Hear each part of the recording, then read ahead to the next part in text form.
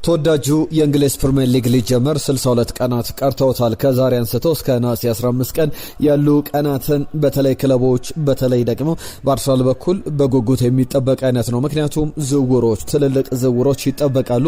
የትኛው ቦታ ላይ አርሰናል ዝውውሮችን ሊያደርግ ይችላል? በቀጣይ ደቂቃዎች ላይ በስፋት ዛሬ አሁን ከደቂቃዎች በፊት የወጡ የአርሰናልን ጉዳዮች በስፋት እየተመለከትን እየነገርናችሁ እንቆያለን። የእንግሊዝ ፕሪሚየር ሊግ ፊክስቸርን በተመለከተ ትናንትና ያነሳናቸው ጉዳዮች አሉ። የእናንተን ሐሳቦች ተቀብለናል። ከመርሃ ግብሩ ጋር በተያያዘ 2026-27 ምን አዳዲስ ነገሮች አሉ ትናንትናም ካነሳናቸው ጉዳዮች በተጨማሪ የሚለውን እናነሳለን። ሪያል ማድሪድና አርሰናልን የሚያያዝ የዝውውር ጉዳይም ተመልክተናል። የዝውውሩ ጉዳይ እስከ 65 ሚሊዮን ዩሮ ከፍ ያለ ነው። በጣም ትልቅ ተጫዋች፣ ትልቅ ገንዘብ የሚወጣበት ተጫዋች ሊሆን የሚችል ተስፈኛ ተጫዋች ነው ተብሏል። እናነሳዋለን። የማርከስ ራሽፈርድን ጉዳይ በተመለከተ እንዲሁም ደግሞ ዓለም ዋንጫ ላይ ስላሉ የአርሰናል ጉዳዮች እናነሳለን። ለእናንተ አንድ ጥያቄ አስቀድሜ ላቅርብ። በአርሰናል ቤት እየታየ ያለ የውድድር ዓመቱም ከተጠናቀቀ በኋላ እንደ ክፍተት የሚነሳ ጉዳይ አለ። አርሰናል ይፈልጋቸዋል ተብለው ስማቸው የሚነሱ የመስመር አጥቂዎች አሉ። በተለይ በግራ መስመር ቦታ ላይ በዚህ ቦታ ላይ የናንተ ምርጫ ማን ነው? በተለይ ከየትኛው ክለብ እንዲመጣ ትፈልጋላችሁ? አርሰናል ማንንም ቢያስፈርም ትመርጣላችሁ? በግራ መስመር አጥቂ ቦታ ላይ ብዙ ስሞች አሉ። ወደ በኋላ ላይ ዝርዝር ነጥቦችን እናነሳበታለን። ነገር ግን አርሰናል ያሉ ተጫዋቾች ምን አይነት ናቸው? ምን አይነት ኳሊቲስ ይፈልጋል የሚለውን እየተመለከትን እያነሳን እንቆያለን። ሌሎችን ማጫጭር ጉዳዮች እናነሳለን። ዴክላን ራይስ ማክስ ዶመንን የዚህ የውድድር ዓመቱን አጠቃላይ ሂደትም ሜሰን ግሪንውድን የተመለከተ ሲቲና አርሰናልን ቪክተር ዮኬሬሽንም የተመለከተ ጉዳይ በስፋት እየነገርናችሁ እንቆያለን። የእናንተን ሐሳብ አስተያየት ተሳትፎችን እንቀበላለን። መልእክቶቻችሁን ጻፉልን። ይህንን ቪዲዮ እንደተለመደው ላይክ አድርጋችሁ ጀምሩ። ብዙ ጋር ቪዲዮቻችን እንዲደርስ የእናንተ አንድ ላይክ በእጅጉ ያገዘናል። ብዙ ማለት ይቻላል። እንዳጠቃላይ ስለ ውድድር ዓመቱ ብዙ ነገሮችን ስናነሳ ሰነባብተናል። አንድ ጉዳይ አስቀድሜ ልጀምር። ሼር፣ ላይክ፣ ሰብስክራይብ ማድረጉ እንዳይዘነጋ። 2026 ላይ እንገኛለን። 1995 ወደ ኋላ መለስ ስንል አርሰናል አንድ ትልቅ ተጫዋች የአርሰናል ቤትም በወቅቱ የክለቡ ሪከርድ የሆነ 7.5 ሚሊዮን ፓውንድ የተከፈለበት ነበር። አርሰን ቬንገርን ከማምጣቱ 1997 ላይ ቬንገር ከመምጣታቸው በፊት 1995 ላይ ወደ አርሰናል የፈረመ ተጫዋች ነው። ዘነን ፍላይንግ ዳችማን ይሉታል። የማይበረው በአውሮፕላን መሄድ የማይወደው ሆላንዳዊ ተብሎ የሚጠቀሰው ዴኒስ ቤርካምፕን የተመለከተ ነው። በፉትቦል አይኪው ደረጃ በእግር ኳሱ ከተመለከትናቸው ድንቅ ተጫዋቾች መካከል አንዱ ነው ተብሎ ይነገርለታል። የሱ ዝውውር በተለይ በወቅቱ 1995 ላይ አርሰናል ለውጥ አድርጎ ነበር። የአሰልጣኝ ለውጥና የወቅቱ አሰልጣኝ ብሩስ ሮቼስ ይባላሉ። እሳቸው የመጀመሪያ ፊርማቸው የነበረው ትልቅ የክለቡም ከምን ጊዜም ዝውውሮች መካከል ሊጠቀስ የሚችል ነው። ዴኒስ ቤርካምፕ ለእናንተ በምን ታስታውሱታላችሁ? እስቲ ሀሳብ አስተያየቶቻችሁን እየላካችሁልን አብራችሁን ቆዩ። ዝውውር ጉዳዮችን እናነሳለን። ከዓለም ዋንጫ ጋር በተያያዘ አርሰናል ተጫዋቾችን ተሳትፎም በስፋት እየተመለከትን እንቆያለን። አስቀድሜ የሪያል ማድሪድና የአርሰናልን ጉዳይ ላንሳ። በቅርብ ቀናት ስሙ ሲያዝ ነበር አርሰናል ከሪያል ማድሪድ ጋር በተያዘ። ዋነኛው ምክንያት ደግሞ የሪካርዶ ካላፊዮሪ ጉዳይ ነው። በሱ ቦታ ላይ በግራ መስመር ቦታ ላይ አርሰናል ተጫዋቹን አለቀቆም ነበረ። በተጨማሪነት ግን ሪያል ማድሪድ ከማርክ ኩክሪያ ጋር ዝውውሩን ለማጠናቀቅ ስምምነት ላይ ደርሷል። ከቼልሲ ጋር ያለቀ ጉዳይ ሆኗል። በዚህ ሂደት አርሰናልና ሪካርዶ ካላፊዮሪ ስናነሳሳ ወደ ሪያል ማድሪድም ሊሄድ ይችላል ወይ የሚለውን ጥያቄ ጠይቅ ነበረ። አሁን እየተነሳ ያለው ስም የኒኮፓዝ ጉዳይ ነው። ኒኮፓዝ በአርሰናል ራዳር ውስጥ ያለ ተጫዋች ነው። በዚህ ክረምት ላይ በተለይ የኒኮፓዝ ቆይታ በአርጀንቲና ብሔራዊ ቡድን በኩል የሚጠበቅ ነው። ከዛ ውጭ ግን በስፔን እግር ኳስ ላይ ጥሩ ግልጋሎት ይሰጣሉ ተብለው ከሚጠበቁ ተጫዋቾች መካከል በቅርብ ጊዜ ደግሞ በጣሊያን ሴሪያ ላይ ወደ ኮሞ ከሄደ በኋላ በአሰልጣኝ ሴስ ፋብሪጋስ ስር ምን እንደቀየረ ምን እንደተለወጠ ተመልክተናል። እሱን ስንመለከት የሚነሱ ጉዳዮች አሉና በክለብ ደረጃ ኢቫሉዌት እየተደረገ ይገኛል። ክሬቲቭ ሚድፊልደር ተጫዋች የዚህ የ10 ቁጥር ቦታ ላይ አታኪንግ ኦፕሽኖቹን አርሰናል መጨመር ይፈልጋል። ቴክኒካል አቢሊቲው በቴክኒክ ደረጃ በጣም ጥሩ ኳሊቲ ያለው ተጫዋች ነው። ክሬቲቭ የሆነ በመስመሮች መካከል ክሬቲቪቲን መጨመር የሚችል ነው። ቨርሳታይል ነው። አታኪንግ ሚድፊልደር ሮል ላይ በብዙ አይነት ሚና መጫወት ይችላልና አንደኛ ገና ታዳጊ መሆኑ እንደ ትልቅ አሴት የሚያዝለት ነው። ነገር ግን በቅርብ ጊዜያት ላይ ተመሳሳይ ነገሮች ይነሳሉ። ተጫዋቹ ወደ ሪያል ማድሪድ መሄድ አይፈልግም። አሰልጣኝ ጆዜ ከተቀጠሩ በኋላ ወደ ሪያል ማድሪድ የመሄድ ወደዚያ የመዘዋወር ሀሳቡን ትቶታል። ዋነኛው የኒኮ ፓዝ ውሳኔ ደግሞ በኮሞ ተጨማሪ ዓመት ለመቆየት ነው። ከጆዜ ጋር ንግግር አድርጓል። አሁን እየወጡ ባሉ ዘገባዎች መሰረት ኒኮ ፓዝ ወደ አርጀንቲና ብሔራዊ ቡድን ቆይታውን ካጠናቀቀ በኋላ ወደ ሪያል ማድሪድ እንዲመለስ ይፈልጋል። በሪያል ማድሪድ ግን እንዲጫወት ሳይሆን ሪያል ማድሪድ በ8 ሚሊዮን ዩሮ ተጫዋቹን መልሶ መግዛት መብት አለውና 60 ሚሊዮን ዩሮ ለተጫዋቹ የሚከፍል ክለብ አይጠፋም በገበያው ላይ። አርሰናልም ያንን ክፍያ ቢጠየቅ የሚከፍልለት አይነት በጣም ጥሩ አቅም ያለው ተጫዋች እንደሆነ ይታወቃል። የኮሞ ጨዋታውን ከተመለከታችሁ ኮሞ ግብ ካስቆጠረ ወይም የግብ ሙከራ ካደረገ የተጫዋቹ ስም ይነሳልና በትልቅ ደረጃ በአርሰናል ቤት የሚጠበቅ ነውና ያንን ዝውውር ለማጠናቀቅ በአርሰናል በኩል በቅርብ ጉዳዩን እየተከታተለው እንዳለ የሚያሳዩ ዘገባዎች አሉ። የማርከስ ራሽፈርድንም ጉዳይ እናንሳ። ራሽፈርድን በተመለከተ የውል ማፍረሻው 40 ሚሊዮን ፓውንድ እንደሆነ ይታወቃል። ያ የውል ማፍረሻ ደግሞ ለማንቸስተር ሲቲና ለሊቨርፑል አይሰራም። ከዛ ውጪ ባሉ ክለቦች በ40 ሚሊዮን ፓውንድ ቸልሲም፣ አርሰናልም፣ አስቶን ቪላም ሌሎችም ክለቦች በዛ ደረጃ ማስፈረም ይችላሉ። ከሰሞኑ ውዝግብ ነበረ።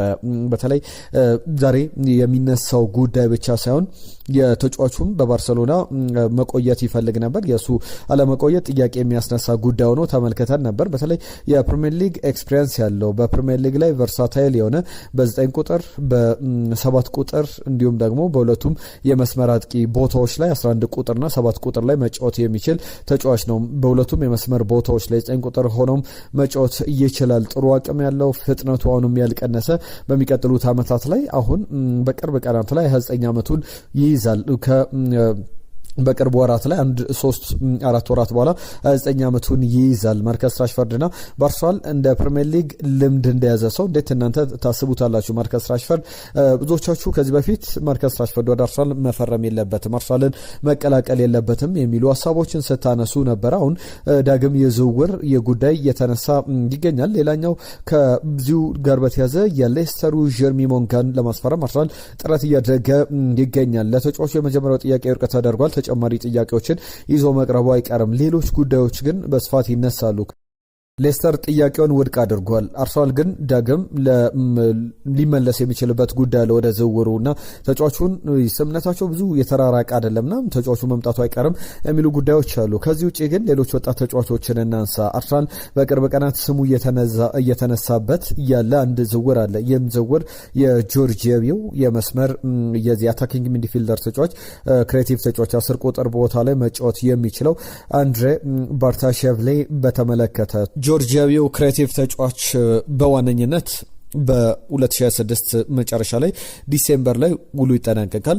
ጃንዋሪ ጀምሮ ደግሞ ተጫዋቹን የማስፈረም ክለቦች መብት አላቸውና ያንን ድርድር አርሰናል አስቀድሞ እያከናወነ ይገኛል። ከዛ ውጪ ከባርታሼቭሌ በተጨማሪ በቶትናም በኩል ኤልጃይ አብሰን የተባለ የማቴዎ አብሰን ልጅ አለና እሱ ለማስፈረም አርሰናል እንቅስቃሴዎች ላይ ይገኛል። በብላክበርን ሮቨርስ የምንመለከተው የብላክበርን አጥቂ ኢጎር ቲጆንም በተመለከተ ብዙ ጥያቄዎች ሲነሱ ነበር። ለረጅም ወራት ስናነሳ የነበረ ዝውውር ነው። ዳግም እንደ አዲስ ተጫዋች ወደ አርሰናል ሊመጣ ይችላል የሚሉ ጉዳዮችን የተመለከትንበት ነው። ከዛ ውጪ ግን ቀደም አንድ ጥያቄ ሳቀርብላችሁ ነበር ለእናንተ በአርሰናል ቤት በእንግሊዝ ፕሪሚየር ሊግም በአውሮፓ ቻምፒየንስ ሊግም የአርሰናልን ኳሊቲ ያሳድጋል ብላችሁ የምታስቡት አርሰናልን ሊጠቅም ይችላል የምታስቡት የግራ መስመር አጥቂ ማን ነው? ሀሳብ አስተያየቶቻችሁን ጻፉልን። አንዳንድ ጉዳዮችን ግን እናንሳ ከአርሰናል ጋር በተያዘ በተለይ ደግሞ በ23 ዓመቱን ብራድሊ ባርኮላን ስንመለከት ተጫዋቹ ያሉት ኳሊቲዎች ይታወቃሉ። አርሰናል እንደ ቤን ጃኮብስ ዘገባ ከሆነ የፓሪስ ሳን ጀርመን ሰዎችን ቤን ጃኮብስ አነጋግሮ ነበር። አንዳንድ ሶርሶችን አርሰናል ፍላጎት አለው፣ ያንን ፍላጎት በይፋ ለፓሪስ ሳን ጀርመን አሳውቋል። ነገር ግን በአርሰናል በኩል ትልቁ ጥያቄ ፓሪስ ሳን ጀርመን ተጫዋቹን መሸጥ አይፈልግም እና አንዳንድ ጊዜ ክለቦች መሸጥ የማይፈልጓቸውን ተጫዋቾች መግዛት በጣም ከባድ ይሆናል ድርድሩ። ምክንያቱም ገፍቶ የሚወጣው ያ ገዢው ክለብ ነውና ያ ዋጋው ሊንር ይችላልና በዛ ሂደት ደግሞ በተጫዋቹ በኩል እየተነሱ የነበሩ ጉዳዮች አሉ። ተጫዋቹን ፈረም ፍላጎቶች ቢኖሩም አሁንም ቢሆን ግን እየተነሳ ያለው ጉዳይ ፓሪስ ሰን ዠርመን ተጫዋቹ መልቀቅ አይፈልግም። የ3 ዓመቱን ተጫዋች በተመለከተ ብዙ አካሄዶች ያዝ ለማድረግ ፓሪስ ሰን ዠርመን ፍላጎት አለው። ዋነኛው ምክንያቱ ደግሞ እንደ ለኪፕ ዘገባ ሌሎችም ብዙ መገናኛዎች የወጡት ዘገባ ፓሪስ ሰን ዠርመን ተተኪውን ሳይገዛ ያን ዲያሞንዴ ወይም ደግሞ ሌሎች የመስመር አጥቂዎችን ማስፈረም ሳይችል የተጫዋቹ ጉዳይ የሚታሰብ አይደለም ተብሎ ይነሳል። በአርሰናል ቤት ገብርኤል ማርሴሊ ትናንትና በብራዚል ብሔራዊ ቡድን ውስጥ ተቀይሮ ገብቶ ድንቅ እንቅስቃሴን አድርጓል። 3-0 ብራዚል እየመራች ነበር ወደ ሜዳ የገባው። ከዛ ውጪ ጋብሪኤል ማርሴሊም ሆነ ሊያንድሮ ትሮሳርድ ለአርሰናል ምንድነው ማበርከት የሚችሉት? ከዛ በተጨማሪ አርሰናል እናንተ የምትገምቷቸውን ስሞች ላኩልን፣ ነገር ግን አርሰናል ምን አይነት ተጫዋች ነው የሚያስፈልገው የሚለውን እንመልከት። ጋብሪኤል ማርሴሊ ከአራት የውድድር ዘመን ጀምሮ ስንመለከተው በጣም ምርጥ የነበረበት ጊዜን እናስታውሳለን። ከኋላ እየተነሳ ግቦችን የሚያስቆጥር ያንንም በደንብ ክፍተቶችን የሚጠቀም ባክላይ ላይ በቻምፒየንስ ሊግም በያዝነው ውድድር ዘመን ጥሩ ስለመጫወቱ ሲነሳ ዋነኛው ምክንያት የቡድኖች ለማጥቃት አርሰናልን መምጣት ነው። በሎ ብሎክ ለሚጫወቱ ቡድኖች ግን ጋብሪኤል ማርሴሊ በጣም ይቸገራል። ያንን ለመፍታት ነው እንግዲህ በአጠቃላይ በዚህ ሂደት ላይ ውሳኔዎችን የሚያስፈልጉ ትልልቅ ውሳኔዎች ሊያስፈልጉት ይችላሉ። በአርሰናል በኩል አርሰናል ምን አይነት ተጫዋች ያስፈልገዋል? የበለጠ ላይን ብሬኪንግ ፓሶችን ማቀበል የሚችል ከመስመር ቦታ ላይ ሆኖ እንዳጠቃላይ ደግሞ ያንን ብቻ አይደለም በሚገባ ያችን ትንሿን መስመር አሳልፎ ተጫዋቾችን ማስፈረምና ክሬቲቭ የሆኑ ጥሩ አቅም ያላቸውን ተጫዋቾች ማምጣት ያስፈልጋል። እንደ አርሰናል ቤት ለዚህ ቦታ ደግሞ እንደኔ ያን ዲያሞንዴ የተሻለ ተጫዋች ይመስለኛል። ሌሎችም ስሞች ግን እናንተ ልትጠቅሱልን ትችላላችሁ። የሜሰን ግሪንውድ ጉዳይ ዛሬ ከሰማናቸው ትልቅ ጉዳዮች መካከል አንዱ ነው። የ4 ዓመቱ እንግሊዛዊ ተጫዋችን በተመለከተ ሜሰን ግሪንውድን እየተነሱ የነበሩ ጉዳዮች አሉ። ለኪፕ ተጫዋቹ በ80 ሚሊዮን ዩሮ ሊለቅ ይችላል የሚሉ ዘገባዎች ወጥተዋል። ነገር ግን 80 ሚሊዮን ዩሮ ለማይፈለግ ተጫዋች ማን ይከፍላል? ትልቁ የድርድር ኪሳራ ለፓሪስ ሰን ዠርመን እሱ ይመስላል። በእርግጥ 80 ሚሊዮን ፓውንድ ሌሎችም ጥያቄዎች ቢነሱ ለመክፈል ችግር ያለበት አይደለምና ከለኪፕ ጋር በተያዘ በተለይ አርሰናል 26 ግቦችን ያስቆጠረው 11 አሲስቶችን ያስመዘገበውን ሜሰን ግሪንውድን በደንብ ለማስፈረም እንቅስቃሴዎችን ሲመለከት ነበር። በሚቀጥሉት ጊዜያት የሜሰን ግሪንውድ የፕሪሚየር ሊግ መምጣት ግን በቅርብ ጊዜያት ላይ የተመለከትናቸው ተቃውሞዎች አሉ። በማንቸስተር ዩናይትድም ተጫዋቹ ለማምጣት በሚታሰብበት ጊዜ ላይ ወደዚህ ጨዋታም እንዲመጣ ጥያቄዎች ቀርበው እንቅስቃሴዎች እንደነበሩ እናስታውሳለንና ግሪንውድ በፕሪሚየር ሊግ ላይ ቢመጣ አርሰናል ያለ ተቃውሞ ያልፋል ወይ? የቪዚት ሩዋንዳን የአጋርነት ስምነት እንዴት እንደተወም እናስታውሳለን። ከዚህ በፊት በሰፊ አንስተናል። ቪዚት ሩዋንዳን በትከሻቸው ላይ ተጫዋቾች አድርገው እንዲገቡና ያንን ማስታወቂያ ለመክፈል ሩዋንዳ ትልቅ ገንዘብ ፈሰስ ታደርጋለች። አርሰናል ደግሞ ይህንን ነገር ያስተዋውቃልና ሩዋንዳ ፖል ካጋሜ መሪው ያሉበት ፖለቲካ ይዘትን በተመለከተ ትክክለኛ ውሳኔ አይደለም በሚል የተወሰኑ ውሳኔዎች እንደነበሩ እናስታውሳለን። ነገር ግን አሁንም ከሜሰን ግሪንውድ ጋር በተያያዘ አርሰናል ምን ያክል ገንዘብ ሊያወጣ ይችላል የሚለው እስከ 60 ሚሊዮን ዩሮ ድረስ የሚገመት ተጫዋች ነው በሚል በብዙ መገናኛዎች ላይ ተመልክተናል። የቲዣኒ ራይንደርስ ከማንቸስተር ሲቲ ለቆ ወደ ጋላታሳራይ፣ ወደ አትሌቲኮ ማድሪድ፣ ወደ ዩቬንቱስ ሊሄድ ይችላል የሚሉ ዘገባዎች አሉ። ነገር ግን ቲዣኒ ራይንደርስ በዚህ በማንቸስተር ሲቲ ጥሩ ጅማሮ ያደረገው ኔዘርላንዳዊ ተጫዋች በጥሩ ብቃት አልቀጠለምና እንዳጠቃላይ እየተነሱ ያሉ ጉዳዮች አሉ። ቲዣኒ ራይንደርስን ለማስፈረም አርሰናል እንቅስቃሴ ውስጥ መግባቱንና ተጫዋቹ ግን በቀጣይ የክለቡ ውሳኔውን በደንብ የሚያሳውቅ ይመስላል። አዲስ አሰልጣኝ ሲቀየር አንዳንድ ጊዜ መጥፎ ነገር፣ አንዳንድ ጊዜ ደግሞ በክለቦች በኩል ለተጫዋቾቹም ጥሩ ነገሮችን ይዘው ይመጣሉ። ያንን ልንመለከት እንችላለን። ቀደም ስለ ወጣት ተጫዋቾች ስናነሳ ነበር። የዚህ የቶምሰን ጉዳይ ይነሳል። ካይረን ቶምሰን ከእንግሊዝ 17 ዓመት በታች ብሔራዊ ቡድን ውስጥ የሚጫወት በዚህ ሂደት ደግሞ ወደ አርሰናል ዋናው ቡድን ሊያደግ የሚችል አርሰናል ተጫዋቹ በቀጣይ ወር ላይ ማስፈረም መብት አለው። በቀጣይ የሚደረጉ ድርድሮች ይጠበቃሉ። ከዴክላን ራይስ ጋር በተያዘ የአርሰናል የዓመቱ ምርጥ ተጫዋች ተብሎ ተመርጧል። ዳቪድ ራያ ሁለተኛው ነው የተመረጠበት ነው። ዴክላን ራይስ በ44 ድምጾች ቀዳሚ ነው። ጋብሪኤል ማጋሌሽን ትናንትና ማንስተናል 3ኛ ደረጃን ይዞ አጠናቋል። ዴክላን ራይስ እንደሚታወቀው 2025 ላይም የአርሰናል የዓመቱ ምርጥ ነበረ። 2026 ላይም ደግሞታል። ከዚህ በፊት ማርቲን ኦዴጋርድ 2023 24 2004 ላይ ቡካዮ ሳካ 2001 እና 2002 ላይ ቲየሪ ዳንኤል ኦንሪ 2003 2004 2005 ላይ 3 ጊዜ የደጋፊዎች አመቱ ምርጥ ተብሎ ተመርጧል። ቲየሪ ዳንኤል ኦንሪ ራይስ በ2005 ላይ የውድድር አመቱ የደጋፊዎች አመቱ ምርጥ ተብሎ መመረጡ ይታወሳል። 2026 ላይ ደግሞታል። ማርቲን ኦዴጋርድ 2023-24 ቡካዮ ሳካ 2021 እና 22 ላይ በተከታታይ ኮንሴኪቲቭ ለሆኑ ለተከታታይ 2 አመታት ቲየሪ ኦንሪ ብቻ 2003 2004 2005 በ3 ተከታታይ አመታት የአመቱ የደጋፊዎች የአርሰናል ምርጥ ተጫዋች ተብሎ ተመርጧል። ያራይት 1992-93 ሊያም ብራድሪ 1978-79 የውድድር ዘመን ላይ በተከታታይ የአርሰናል ምርጥ ተብሎ የተመረጡ ናቸው። ዴክላን ራይስ ማሸነፉ ብቻ አይደለም። ዴቪድ ራያ ሁለተኛ፣ ከትናንትና በስቲያም ትናንትናም እንዳነሳ ነው ደግሞ ጋብሪኤል ማጋሌሽ ሶስተኛ ደረጃን ይዘው ያጠናቀቁ ተጫዋቾች ናቸው። በዓለም ዋንጫ ላይ አርሰናል ተጫዋቾች ትናንትና ጋብሪኤል ማርሴሊን፣ ጋብሪኤል ማጋሌሽን ተመልክተናል። ዛሬ ደግሞ ካቨርስ በጀርመን ብሔራዊ ቡድን፣ ቪክተር ዮኬሬሽ ደግሞ የስዊድን ብሔራዊ ቡድን ላይ አንድ ነገር ብዙ ሲባልበት ነበር። የመጀመሪያው ጨዋታዎች ላይ ካቨርስ 2 ግቦችን ቪክተር ዮኬሬሽ 1 ግብ ማስቆጠሩ ይታወቃል። የምድቡ የመጀመሪያ ጨዋታ ላይ በኤኳዶር ብሔራዊ ቡድን በኩል ደግሞ ነገ የሚጠበቅ ተጫዋች አለ። እሱም የፒየሮ ኢንካፔን እንመለከተዋለን። ፒየሮ ኢንካፔ የኤኳዶርና የኳራሳው ጨዋታ ላይ በደንብ የምንመለከተው ተጫዋች ነው ተብሎ ይጠበቃልና ግምቶቻችሁ ላኩልን። በተጫዋቾቹ ዙሪያም ዓለም ዋንጫ ላይ ምን እየተመለከታችሁ ነው? ሀሳብ አስተያየቶቻችሁ ላኩልን። የዛሬን ቆይታችን እዚህ ላይ እናጠናቀቃለን። ከዛ አስቀድሞ ግን ትናንትና የእናንተ ጥያቄዎች ላይ ምላሽ እንስጥ። እሙሽ እየጻፈልን መልእክት አለ። ገና ኤዜና ላይ የነውም እኮ የተመድም ብሎናል። ትናንት አንድ ነገር ስናነሳ ነበረ። ሞርጋን ሮጀርስ ቢመጣ የኤዜ ዕጣ ፈንታ ምን ይሆናል ብለንና የሙሽ መልስን ተመልክተናል። መሐመድ አህመድ ይመቻችሁ ብሎናል። የሱፍ መሐመድ፣ ሞርጋን፣ ቶናሊ እንዲሁም ደግሞ ሌሎችም ተጫዋቾች ቢመጡ በጣም በጣም አስፈላጊ ናቸው ብሎናል። ገብርኤል ማርሴሊ ቢቆይ ይሻላል ያለን አቤል ነው። ቢቆይ የተሻለ ነው። 10 ዓመት በላይ ይጫወታል። ሞርጋን ሮጀርስ ደግሞ ከኤዜ በተሻለ ደረጃ ማገልገል ይቻላል ብሎናል። የአርሰናል የመጀመሪያ 3 ጨዋታዎችንም ግምት አስቀምጡልን ብለን ነበረ። ኮቬንትሪ ሲቲን አርሰናል 3-0 አሸንፎ አርብ ዕለት ነሐሴ 15 ቀን ከ62 ቀናት በኋላ ሊጉ ሲጀመር በድል ይጀምራል። አስቶን ቪላን 2-0 ቪላ ፓርክ ላይ ከቸልሲ ጋር ደግሞ 4-1 በሆነ ውጤት በኤምሬትስ ስቴዲየም በአርሰናል አሸናፊነት 3ቱንም በድል ያጠናቅቃል ብሎ አቤል ግምቱን ልኮልናል። ከልብ እናመሰግናለን። ወደፊት መለስ ብለን የምንመለከተው ጉዳይ ሊሆን ይችላል። ሰላም ቤስቶች እንዴት ናቸው? አህመድ ከጅቡቲ ነኝ። እኔ ኤዜና ሮጀርስ በአንድ ላይ ለመጫወት የግድ ኦዴጋርድ መልቀቅ አለበት። ሁለቱም በተለያየ ቦታ ስለሚጫወቱ ፉክክሩ ያምራል ብሏል።